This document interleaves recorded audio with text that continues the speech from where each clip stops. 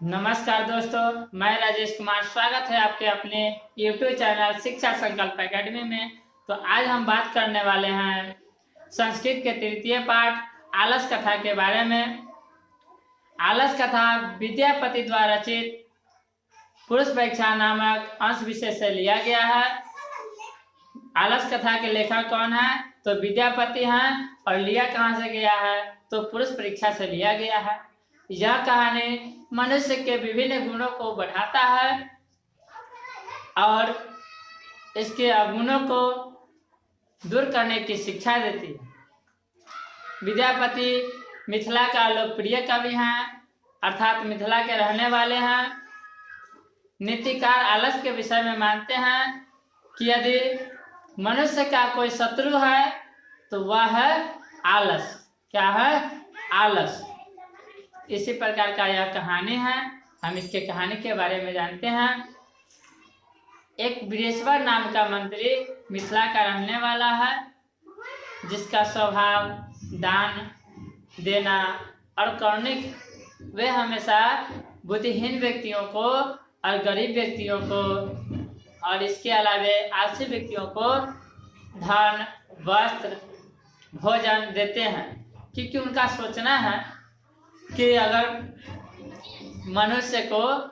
ऐसे मनुष्य को जो बुद्धिहीन है, गरीब है और आलसी है, यदि हम लोग उसको ना देखें तो वह संसार में कौन उसको देखेगा? और उससे ऐसा अगर होता है तो वह कैसे जीवित रहेगा? ऐसा सोचकर वे इन सभी को, आलसी को, गरीबों को क्या करते हैं? भोजन देते हैं। वे कहते हैं कि ऐसा कहा भी जाता है कि निर्गति नाम च सर्वेषां आलसा प्रथमो मतः किंचन क्षमते कुर्तुम जाठे न पिबहिनाम। अर्थात ऐसा मत है कि आलसी व्यक्ति अपने पेट में लगे आग को, अपने पेट में लगे भूख को नहीं मिटा सकता। ऐसे वह असहाय होता है कि वह अपने पेट में लगे आग को नहीं मुझा सकते। ऐसी स्थिति में इन सभी को वस्त्र, भोजन देना उचित है। और वीरेश्वर ऐसा बात सोचकर दे रहे हैं। इसी संदर्भ में कुछ जो है तुंड बढ़ाने वाले व्यक्ति, जो कुछ थोड़ा बहुत काम करने वाले हैं, वो भी क्या कर रहे हैं कि उस आलसशाला में जहाँ वह आलसियों को खिला रहे हैं, उसमें जाकर ये सभी भाग लेकर कह रहे हैं कि हम भी आलसी, हमें भी खिलाइए। और ऐसा करके वह खाने लगे। यह बात सत्य है, क्योंकि यह कहा भी जाता है स्थिति सक्रिय मूला ही सर्वेषां सहते सहजाति नाम सुखम दृष्टवा केन धावति जंतवा। अर्थात अपनी स्थिति को सुविधाजनक देखकर, कौन नहीं लोग चाहता है कि सुविधाजनक मेरा स्थिति हो? कौन नहीं चाहता है कि हम आराम से भोजन करें, आराम से रहे? सब चाहता है। ऐसी स्थिति में यदि उसके जाति, उसके समान अगर किसी व्यक्ति को ऐसा सुख मिलता है, उसे बिना कमाए भोजन मिलता है, बिना कमाए वस्त्र मिलता है, तो कौन नहीं चाहेगा कि हम भी वैसा सुख पाए? यह भी कहा जाता है। इसीलिए यहाँ पर जो है बहुत सारे धूर्त लोग, जो चालाक व्यक्ति थे, वो सभी आने लगे। अब आने लगे तो जो वास्तव में आलसी है उसको खिला रहे हैं, और धूर्त लोग भी आ गए हैं, तो बढ़ाने वाले भी लोग आ गए हैं। तो इससे क्या होगा भाई? धन तो खर्च अधिक होगा। क्या होगा? धन तो खर्च अधिक होगा ना।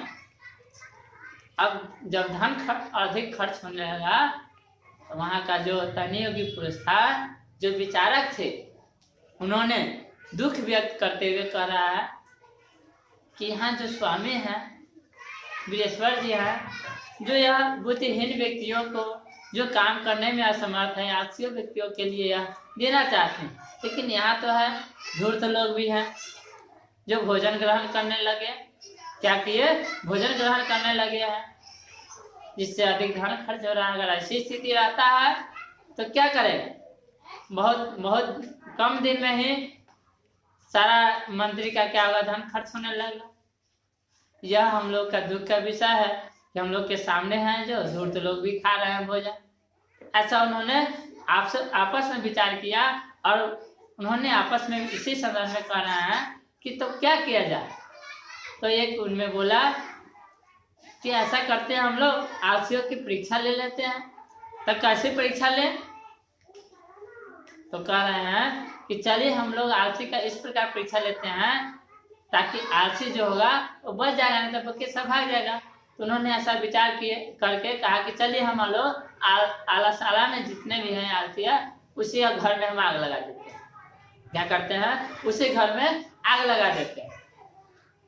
अब सभी को यह विचार अच्छा लगा और क्या किए, उन्होंने इस विचार को समर्थन करके और क्या किए कि जब रात में सोया हुआ आलसी सब लोग सो गया तो उसको क्या किया, उस आलाशाला में उसके तनी योगी पुरुषों ने आग लगा दिया।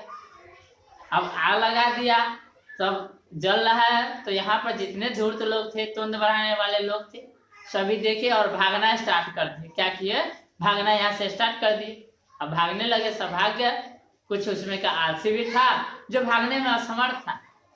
वास्तव में उसको आलसी नहीं कहेंगे, अर्थात कुछ काम करने में भी वह कर सकता है, लेकिन ऐसी स्थिति को देखकर वह खाना ग्रहण कर रहे हैं। तो ऐसे लोग भी, कुछ आलसी लोग भी क्या हुए, यहाँ से फरार हो गए। अब वहां बच गया कितना, तो मात्र 4 आलसी बच गया। कितना, 4 आलसी बच गया, जो एकदम पूर्ण रूप से वह आलसी था। क्या था, पूर्ण रूप से आलसी था। तो यह 4 आलसी बच जाता है। तो इस भागा दौड़ी का जो कोलाहल हो रहा है उसमें प्रथम व्यक्ति कहता है, चादर से मुंह ढका हुआ है और कह रहा है कि अरे भाई, दूसरे से पूछ रहा है कि अरे भाई यहाँ क्या चीज का हल्ला हो रहा है। दूसरा कहता है, दूसरा क्या बोलता है कि लगता है कि इस घर में आग लग गया। दूसरा क्या बोलता है कि लगता है इस घर में आग लग गया। तीसरा बोलता है कि कोई ऐसा धार्मिक व्यक्ति नहीं है, कोई ऐसा धार्मिक व्यक्ति नहीं है जो हम लोगों को इस समय भीगा हुआ चटाई डाल दे। अभी देखिए घर में लगल है आग, अब इसको लग रहा है कि अभी धार्मिक व्यक्ति को खोज रहा है। अभी कह रहा है कि कोई ऐसा व्यक्ति नहीं है धार्मिक जो हम लोग को भीगा हुआ चटाई डाल दे ताकि हम लोग बचे रहे। अब चौथा क्या बोलता है, चौथा बोलता है कि अरे बचाल, अरे कितना बोलता है, चुपचाप सुत ना, तू चुपचाप सुत ना, ऐसा बोलता है। अब इनके विचारों को सुनकर आप देखिए, अभी बोल दिया। अब यहाँ पर तनी योगी पुरुष जो है इनके विचारों को सुन रहा है, आपस में बातचीत कर रहे हैं तो सुन रहे हैं। तो इन्हें लगा कि नहीं, यही 4 जो है वास्तव में आलसी है। ध्यान दीजिएगा, एक बार और मैं इस प्रश्न को दोहराना चाहूंगा, इस बात को दोहराना चाहूंगा, क्योंकि यह प्रश्न, यह जो है बात है, यह सब्जेक्टिव में भी पूछा जा सकता है कि चारों जो आलसी थे उसके आपस में क्या क्या बात हुआ और प्रथम व्यक्ति क्या कहा, द्वितीय व्यक्ति ने क्या कहा, चतुर्थ व्यक्ति ने क्या कहा, यह पूछा जाएगा। इसलिए एक बार और इसको ध्यान से सुनिए। इस कोलाहल को देखकर प्रथम व्यक्ति जो है चादर से क्या किया है, मुंह ढका हुआ है और बोल रहा है कि अरे क्या चीज का कोलाहल हो रहा है। तो दूसरे व्यक्ति ने बोला कि लगता है इस घर में आग लग गया है।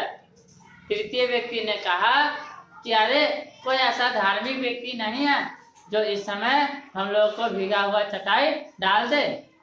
चौथा व्यक्ति बोलता है कि अरे बच्चा चुपचाप सो जाओ, तुम कहाँ इतना हल्ला बकबक कर रहा है। यही इनके चारों व्यक्तियों का वार्तालाप होता है।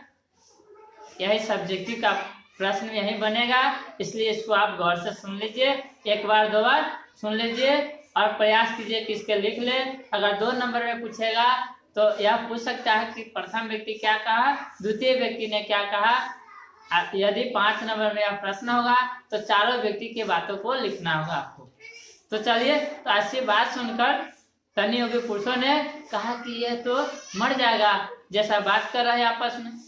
तो उसको क्या किया कि झट से क्या किया, उसके बाल को पकड़कर, ये माथा का जो बाल है उसको पकड़कर सभी ने उसको बाहर निकाला। उसके बाद वे लोग समझ गए कि नहीं, यह 4 जो व्यक्ति है वास्तव में आलसी है, इन्हीं को हमें भोजन, वस्त्र और धन देना चाहिए। उस समय चारों को बुलाकर क्या करते हैं, बृहस्पति द्वारा बहुत सारे धन संपत्ति दिया जाता है। और उसके बाद यह एक कहा जाता है या सोचा जाता है, इस प्रसंग के माध्यम से आप भी समझ लीजिए, पतिरेव गति स्त्री नाम बाला नाम जन्य गति न आलसा नाम काचित लोके कर्णिका बिना। अर्थात जो स्त्री की गति पति होता है, उसका पति होता है गति, अर्थात उसका देखभाल करने वाला पति होता है, और बालकों की गति, बच्चों की गति माँ होती है। अगर माँ न रहे तो बच्चा का कोई गति नहीं होता। लेकिन आलसियों की गति कर्णिकों के बिना, दानवीरों के बिना नहीं है।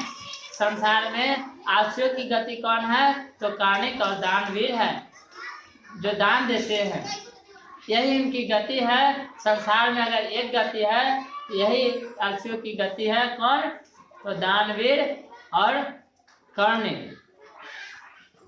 यह कहानी यही समाप्त होती है, और इसके जितने भी ऑब्जेक्टिव महत्वपूर्ण हैं वह सभी आपको नोट के माध्यम से अगले वीडियो में दे दिया जाएगा।